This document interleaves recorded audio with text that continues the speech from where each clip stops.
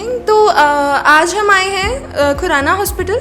मैं GCD times से रिया। आइए आपको मिलाते हैं डॉक्टर स्निग्धा खुराना से। Welcome ma'am from GCD times. Greetings and salutations to all. First of all, I would like to thank JCD Times for giving me this opportunity to speak before you. Thank you so much ma'am. Khurana ma'am, मैं आपसे पूछना चाहूँगी, जैसे कि ये hospital काफ़ी जाना माना है सिरसा का, तो आप हॉस्पिटल के बारे में क्या क्या बताना चाहेंगे? क्या स्पेशलिटीज़ हैं यहाँ की? Why should patients come here and treat their selves with you? ये हॉस्पिटल लगभग 37 ईयर्स से लोगों की सेवा में चल रहा है। मेरे ससुर जी, जो कि मेरे father in law doctor JL Khurana, अब रहे नहीं हैं। वो पीडियाट्रिशियन, सबसे ओल्डेस्ट पीडियाट्रिशियन है सिरसा के। और अराउंड 37 ईयर्स बैक उन्होंने ये हॉस्पिटल एस्टेब्लिश किया था। और अप्रॉक्सीमेटली 2010 के अंदर मैंने सिरसा ज्वाइन किया था। और मैंने अपनी सारी पढ़ाई, अपनी एजुकेशन, पहले मैंने MBBS अपना रोहतक मेडिकल कॉलेज से किया था, और उसके बाद MS गायनी करने के लिए मैंने Jodhpur SN medical college join किया। उसके बाद फेलोशिप करने के लिए 1 ईयर के लिए अहमदाबाद में मैंने IKDRC इंस्टीट्यूट से इनफर्टिलिटी एंड एंडोस्कोपी की फेलोशिप की। उसके बाद जनता हॉस्पिटल है यहाँ, वहाँ सबसे पहले मुझे लोगों की सेवा करने का मौका दिया गया। और 2016 के अंदर, क्योंकि यह हॉस्पिटल ऑलरेडी चल ही रहा था, और डॉक्टर JL मेरे फादर इन लॉ और मेरे हस्बैंड दोनों ही पीडियाट्रिशियन हैं, तो दोनों इस हॉस्पिटल में कार्यरत थे, तो मुझे भी लगा कि अब इस हॉस्पिटल में ज्वाइन कर लेना चाहिए। तो 2016 के अंदर मैंने यहाँ पर गायनी विभाग का स्टार्ट किया। तो यहाँ पर इस हॉस्पिटल में 2016 से ऑब्स्टेट्रिक्स एंड गायनी यहाँ स्टार्ट किया गया। उसके बाद यहाँ हमने इनफर्टिलिटी का सेंटर भी स्टार्ट किया। तो यहाँ अब एक जाना माना इनफर्टिलिटी IVF सेंटर भी है। और क्योंकि हमारे साथ एक पीडियाट्रिक सेंटर एक एसोसिएटेड है, तो यहाँ पर मैटरनल एंड चाइल्ड हेल्थ का एक ही यूनिट है इकट्ठा। इसका हमें लोगों को बहुत फ़ायदा देने को मिल जाता है।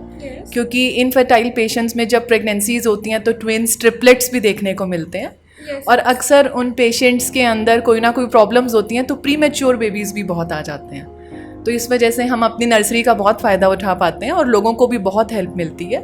इवन आजकल 700-800 ग्राम्स के 26 वीक्स के बच्चे, जो कि बहुत छोटे होते हैं, वो भी आजकल बचने लग गए हैं। साइंस अब बहुत एडवांस कर गई है। तो जानते हैं डॉक्टर स्निग्धा खुराना से कि जैसे कि उनका ये वर्क है, शी इज़ अ गायनेकोलॉजिस्ट, तो उनका इसमें क्या मतलब उनको इस काम के लिए लाइक इंस्पायर करता है कि उन्हें ये काम करना चाहिए? What makes her happy? Please आइए जानते हैं। बहुत टाइम से मैं ये सोचती थी, जब से मैंने गायनी ज्वाइन की, तो मुझे लगता है कि ये एक इकलौती ऐसी ब्रांच है। वैसे तो डॉक्टर प्रोफेशन ही बहुत नोबल प्रोफेशन माना गया है, but still gynae and obstetrics and infertility, जहाँ पर बच्चे लोगों के अक्सर कई बार 10 साल 20 साल बाद होते हैं, तो ये एकमात्र ऐसी ब्रांच है जहाँ पेशेंट बहुत दुखी आता है, बहुत पेन्स में आता है, बहुत मेंटली और बहुत सोशली भी कई बार इनफर्टिलिटी में हरास्ड होता है। तो इन सब प्रॉब्लम्स को जूझते हुए जब बच्चा आता है उनके पास, तो एक बहुत जॉय और हैप्पीनेस जो उनके फेस पे आता है ना, बहुत ही सेटिस्फाइंग लगता है। It really gives us immense happiness कि पेशेंट इतना खुशी से घर जाता है, और कई बार वो ट्विन्स और ट्रिपलेट्स लेके जाता है इतने साल बाद। मुझे इसी पे एक याद आया एक पेशेंट का, यहीं हमारे ही जानकार थे, तो यूजुअली मेरे बच्चे की टीचर थी।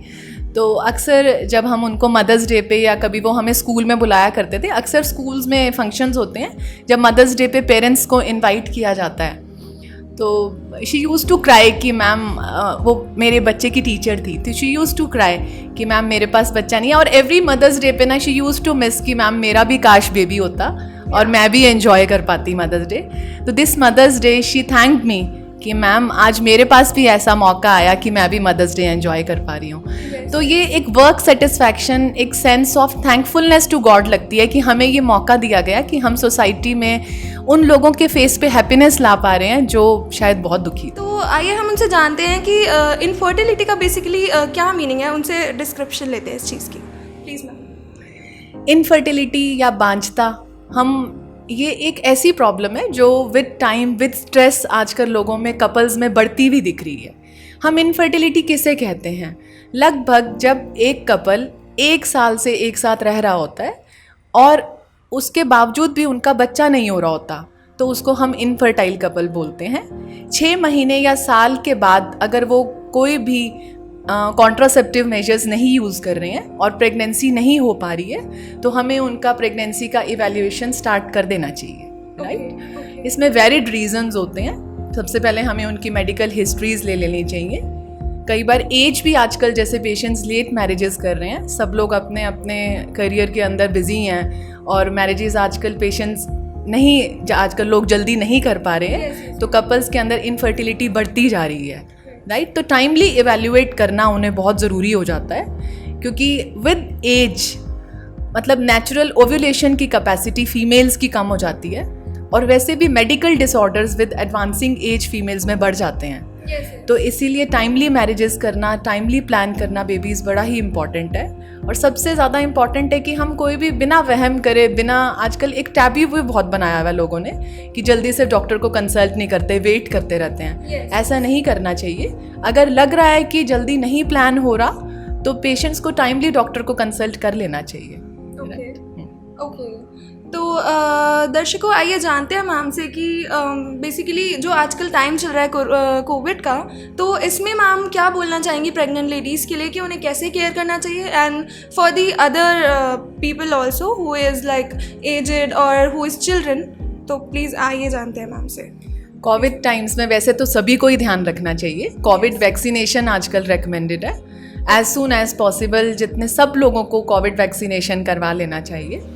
और प्रेगनेंसी और लैक्टेशन के अंदर खास ये ध्यान रखना चाहिए कि लैक्टेशन में तो अब रिकमेंडेशंस आ गई हैं कि लैक्टेटिंग फीमेल्स जो बच्चों को स्तनपान करा रही हैं वो बच्चों को फीड कराते हुए भी वैक्सीन लगवा सकती हैं। बट स्टिल अभी प्रेगनेंसी में ये एक अभी रिसर्च है, अभी एक क्लियर रिकमेंडेशन नहीं आया है कि आप वैक्सीन का लगवाएं। तो प्रेग्नेंट फीमेल्स के लिए बहुत ही इंपॉर्टेंट है कि अभी बाहर ना निकलें। अभी हम ऑलरेडी फर्स्ट और सेकंड वेव से जूझ के बाहर निकल रहे हैं, सेकंड वेव अभी ख़त्म नहीं हुई है। स्टे इंडोर, अभी आप इंडोर ही रहें, अभी बाहर ना निकलें, क्योंकि जैसे जैसे ये सेकंड वेव वीन ऑफ हो रही है, जा रही है, पेशेंट्स में एक नेचुरल बोर हो गए हैं, उनमें एक नेचुरल टेंडेंसी डेवलप हुई है कि बाहर निकलें, घूमें फिरें। तो अभी ऐसा नहीं करना है। प्रेग्नेंट फीमेल्स को तो खास तौर पे ध्यान रखना है, क्योंकि प्रेगनेंसी के साथ एक बच्चे को भी इन्फेक्शन होने के चांसेस हैं। और ख़ास तौर पे थर्ड वेव में अब हम बच्चों का ही ज़्यादा अब लग रहा है कि अगर थर्ड वेव आती है तो बच्चे ही इन्फेक्ट होंगे, और अभी बच्चों में भी वैक्सीन रिकमेंडेड नहीं है। तो इसीलिए स्टे इंडोर, अभी जल्दी से बाहर निकलने की ना करें, और जितना हो सके हैंड हाइजीन, सैनिटाइजेशन का ध्यान रखें। अभी जल्दबाजी बाहर निकलने की हमें बिल्कुल नहीं करनी है। अपने सोशल डिस्टेंसिंग पूरा जो फॉलो कर रहे थे हमें उसी तरीके से चलते रहना है। अभी किसी भी तरीके से हमें कोई भी लापरवाही नहीं करनी है। बिल्कुल। तो डॉक्टर खुराना, मैं आपसे पूछना चाहूँगी, क्या आप कोई टेक होम मैसेज देना चाहेंगे हमारे दर्शकों को? टेक होम मैसेज तो यही रहेगा कि इट इज़ रियली बहुत ग्रेव टाइम्स हैं ये अभी कोविड के। ऑलरेडी 2 वेव्स हम भुगत चुके हैं। एज अ रिस्पॉन्सिबल सिटीज़न हम सबको अभी इंडोर रहना है, जो जो पॉसिबल है सबको वैक्सीनेशन करवाना है और अभी बाहर नहीं निकलना है। प्लीज़ इंडोर रहें, यही एक सबसे जनरल अपील है। Thank you. Okay, thank you so much ma'am. तो दर्शकों, ये थी डॉक्टर स्निग्धा खुराना की खुद की ज़ुबान about Covid and about the safety and precautions. ऐसे ही बनी रहिए JCD टाइम्स के साथ। मैं रिया, थैंक यू सो मच।